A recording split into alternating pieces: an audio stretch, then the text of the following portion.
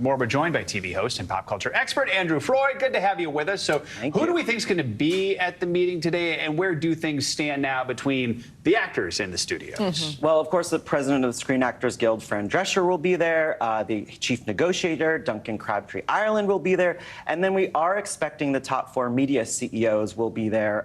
Donna Langley, of course, from NBC Universal, Ted Sarandos from Netflix, Bob Iger from Disney, and David Zaslav from Warner Brothers Discovery. And we are expecting, I'm fingers crossed, that they are going to really go down the line and make this deal, because the writers just obviously made their deal.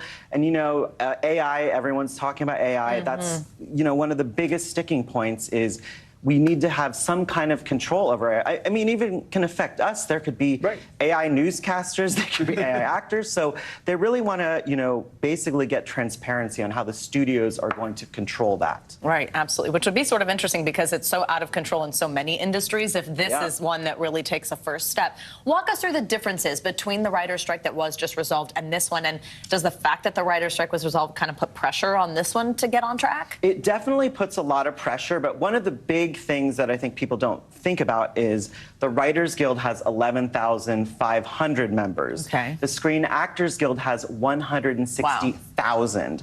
So it's a much bigger organization. They have a lot of power, but there's going to be a lot of, you know, similar things. One of the things is viewership transparency. Right now, the streamers, they don't give out numbers. So when you're making sort of deals, you could kind of, you know, not get the best deal because you don't know how many people are. But now, the Writers Guild, they are getting transparency in numbers. They're going to be confidential. They're not going to be released to the public. But the people making the deals are going to know how many people are watching these shows, for how long, and if it's a lot of people, they'll be compensated appropriately. Which is going to be key to getting the money that they want to get. And so, I mean, speaking of the writers' agreement, could that be a little bit of a blueprint here? I mean, the two biggest sticking issues for both of these strikes are things we really didn't have to deal with before. Streaming residuals and AI, so they're kind of starting from scratch. The writers are settled. Could that help with the actors? It's definitely going to help. And the other thing that's going to help is how they're going to handle residual income and royalties. For example, I'm on a TV show. I rely on my royalty income and residual income. And now, because of the transparency and viewership numbers, you're going to be compensated appropriately. So what the WGA did was they X'd out, you know, specific amounts of money per, you know, how big the budget is on a show.